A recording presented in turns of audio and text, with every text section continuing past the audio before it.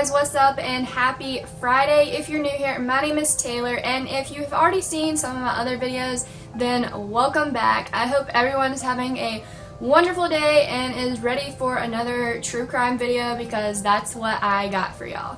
But before we begin, go ahead and click that subscribe button if you haven't already. It literally takes 2 seconds to do so, and it helps me out and means the world to me, so go ahead and do that right now. I will wait 2 seconds for you to do that. Okay, I hope you clicked the button because it really means a lot to me. And also I want to thank y'all for 100 subscribers. That really means a lot to me. I can't believe I finally made it to 100 subscribers. I didn't expect to be here. I figured it would take at least over a year to get to 100 subscribers, but I'm really glad I finally made it and y'all are loving my content. So the true crime case we're going to be talking about today, you have probably already heard of. It's very popular. However, it is from a very long time ago, which I kind of want to do more of because I really enjoy doing those true crimes. But today we are going to be talking about Black Dahlia. So on January 15th, 1947, Black Dahlia, which is her real name is Elizabeth Short, her body was discovered by a woman named Betty when she was going on a stroll in the Los Angeles area. When Betty came across the body was cut in half and also drained of blood, so Betty mistook this as a mannequin at first. She didn't really think it was a real body until she got a closer look and realized it was. However, the body was cut in half to where there was no damage to the internal organs or the bones. So the police believe that whoever did this had a real doctor and surgical experience. Not only was her body cut in half and drained of blood, but her face was also cut into a smiley face type shape, if you understand what I'm talking about. It was cut from the ears all the way to her other ear. And if you ever seen the movie, I think it's called literally Smile or something like that, that's basically what the murderer did to her, and that is so horrific. I don't understand why anybody would do that. Sorry, my camera died, but anyway, back to the true crime story. So her face, like I said, was cut into that smiley shaped creepy face. And also there was no blood around her body, so it was obvious that she was murdered somewhere else and then moved there at some other point in time. 9 days later, after her body was found, the examiner received a note, and this note had if you ever cut out words out of a magazine and then put it down on a piece of paper, that's what it was like, except these were from movie ads. The note said, "Los Angeles Examiner and Los Angeles Papers. Here is Dahlia's belongings, letter to follow." And the envelope contained her social security card, her birth certificate, and an old address book with a couple of pages ripped out. However, gasoline was rubbed all over these materials and papers, so the police of course couldn't trace back to who it was. And after this, many other notes were sent to the police and the press from supposed to be murderers, but honestly I don't think a lot of these notes were actually the murderer, because why would you send in a note if you were the murderer, and why that often? So that's why the police believed most of these notes were just prank letters to get attention, I guess. However, before arriving in LA, Elizabeth Short did spend time with a name Robert Manley, and he actually stayed with her and dropped her off at the Biltmore Hotel, and also stayed with her until she got settled in, and that's when he decided to leave after he dropped her off and got her settled into the hotel. So she did spend a lot of this time with this man before she went missing. And as some of you may know, the Biltmore Hotel is known to be one of the most haunted hotels in LA. And if you watch Sam and Colby, which I am a huge fan of Sam and Colby, they did a whole series on the Biltmore Hotel, and it was truly awesome. So if you haven't seen that, I would highly recommend to go to their channel and check it out. They're some of my favorite YouTubers. But yeah, they do a whole series on the Biltmore Hotel, and like pretty much they do seances and stuff like that. But it was a really awesome series if y'all want to go check that out about the Biltmore Hotel. Some say that after Black Dahlia was dropped off at the hotel by Robert Manley, and after he left, she went to the Crown Grill, and I think it's known today as the Club Galaxy in LA, which is a strip club, but before it was a strip club, it was a bar. And this bar was the very last place that Black Dahlia was seen, and after that she just kind of went missing, like completely. Like she was never seen again after being seen in the bar. So now I'm going to go through the suspects. There is 3 suspects, and then I'm going to give my opinion on who I think it was, and then of course y'all comment down below and let me know who you think did it, because this is an unsolved murder case. Okay, so the first suspect, of course, as all of y'all probably would have suspected, was Robert Manley, the one who dropped Black Dahlia off at her hotel. However, there are some reasons why it couldn't have been him, and how he actually got past all this and got let free, I guess you could say, and not a suspect anymore, because he had like so much proof like that he didn't do it. So the first reason is because he returned to San Diego before Black Dahlia's death, so he couldn't have killed her if he was already returned in San Diego before like she was killed. And he also passed a polygraph test, and he was also given a truth serum. It's another name for it, but I can't think of the real name of the medicine, but it's known as truth serum. And he was given that, and he actually like told the truth, and like he didn't kill her. So those were some reasons that police led to believe that he did not do it. Okay, so this next suspect, I'm not sure if I'm going to pronounce his last name right, but is Joseph Do Mace, I think it's how you say it. Correct me if I'm wrong, but I haven't heard this name pronounced, so I don't know how to pronounce it. This man claimed to be blackout drunk with Black Dahlia in San Francisco just days before her death. But not only that, he even confessed to killing Black Dahlia. However, the police found out this was not true because he was stationed at his military base the day that Black Dahlia had died. Which I don't really understand. Why would you confess to a murder if you haven't even done it? Like, why would you want to be thrown in prison for your entire life? That doesn't make any sense to me. I guess he was wanting attention. I guess that's one thing, but I would never confess to a murder. Like, I would never kill somebody, but I would never confess to a murder either. Like, that's just kind of stupid to me, but okay. And now we're down to the last and final suspect, which is George Hodel.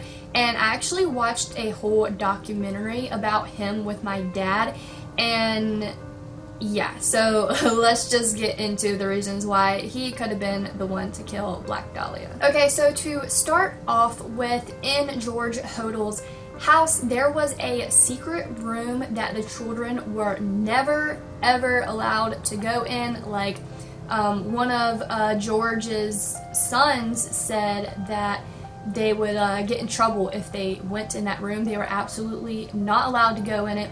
And this son, his name is Steve Hodel, George Hodel's son. He actually became like a detective after he grew up. He was 5 when Black Dahlia was killed, and he became a detective, and he retired a couple years after being a detective. And after he retired, he was actually convinced that his dad was the one to kill Black Dahlia. And then Steve started putting like the pieces together to kind of like prove that his dad is the one to have killed Black Dahlia. And the first thing is that George Hodel had a lot of like surgical experience. So obviously, like in the beginning, I said Black Dahlia's body was cut in a way to her internal organs and bones were not harmed, and George had that type of like intelligence and experience to do that, so that's one reason they believe that George was the one who did it. Not only that, but George was a real ladies' man. He had 11 different kids from 5 different women. Like, that's insane. So he was definitely a ladies' man, so yeah. Steve also found pictures in a photo album of his dad's which looked like Elizabeth Short. So they had a professional like artist do a like match, and the artist said that he was 85% sure that it was not Elizabeth. However, in 2014 they got a different artist to do like a technical facial recognition. Of course, we have so much more technology now, we can do this kind of thing, and this artist said that he was 95% sure it was Elizabeth. However, both of these results became inconclusive. Now, some people believe that George Hodel's handwriting was also eerie similar to one of the letters the police had received. However, it was kind of like a mix match when professionals like compared the two handwritings. Some said it was and some said it wasn't, so they really couldn't take this evidence into account either. Another thing that sent up a red flag was George was accused of sexual harassment by his own daughter. However, the police looked into this and found out it wasn't true, but I'm not sure why she would accuse him of that if it didn't happen, but I guess that's family drama. But at one point the police did believe that George Hodel did kill Black Dahlia, and this is whenever the police decided to put listening devices in his house, which I'm wondering, when I was like looking up this whole thing, if that's even legal to do that without them knowing, but I guess it would be. Honestly, don't know. I don't know anything about law enforcement, so if anybody knows if that's even legal, comment down below and let me know, because yeah, the police just put listening devices in his house. They just got great evidence anyway, so I guess it was a good thing. Okay, so I'm going to read these next couple parts off my phone because I can't remember exactly word for word what they caught George Hodel saying on tape. So the first thing they caught him saying on tape was, "Supposing I did kill the Black Dahlia. They couldn't prove it now. They can't talk to my secretary anymore because she's dead."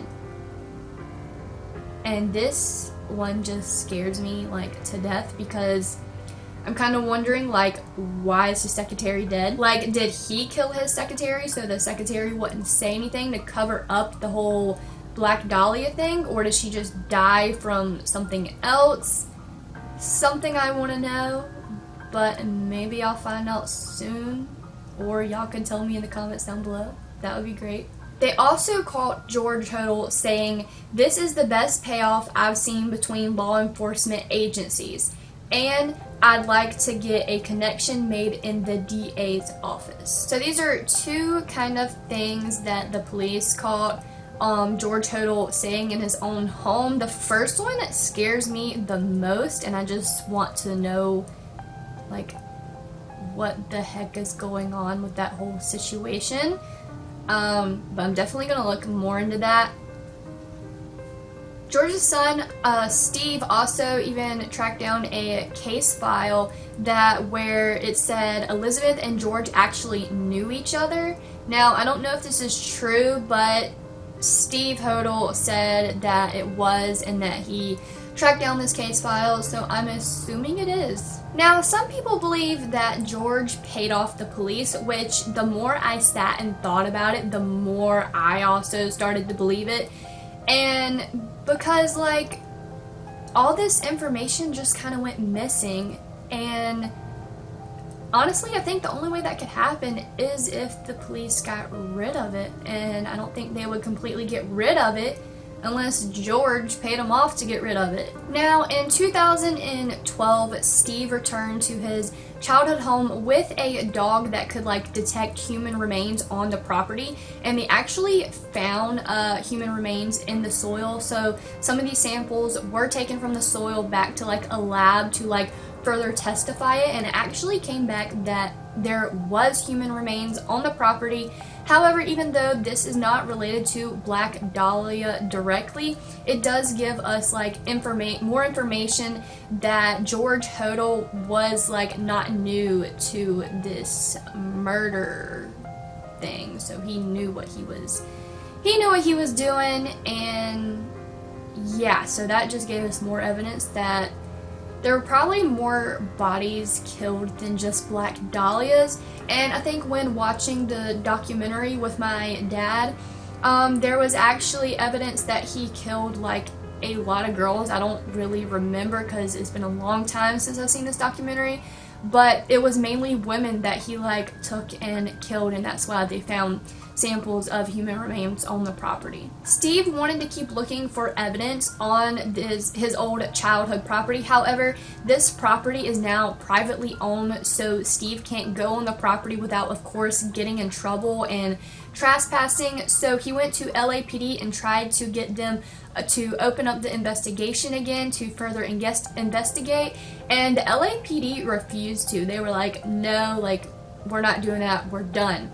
And this is another reason why I think that George paid off the LAPD, which I don't understand why it would matter now. But the LAPD is like taking no action in this, and they're like completely just like, we're done. Like, we don't care anymore, which I understand it's been a long time ago, but honestly, if something like that happened to me, I wouldn't want people to give up on finding out who did this, because that's just like a horrible thing to do and a horrible thing that the family has to live with. And of course, the case still remains closed today. However, I do hope they open it again one day, which I'm going to make a part 2 about this true crime, which I'll probably upload next week, so get ready for that. I really enjoyed this true crime case. I really like the old true crime cases. They really interest me, I guess because it's from such a long time ago, and even then and now we still have crazy things happen in the world. But if you guys would like to see a part 2 to this video, please give this video a big thumbs up and comment down below any more true crime cases you would like for me to do. Remember, I do this to spread awareness about all the craziest things that go on in the world today, and please stay safe out there, you guys. It really is a crazy world, and I will see you guys in my next video.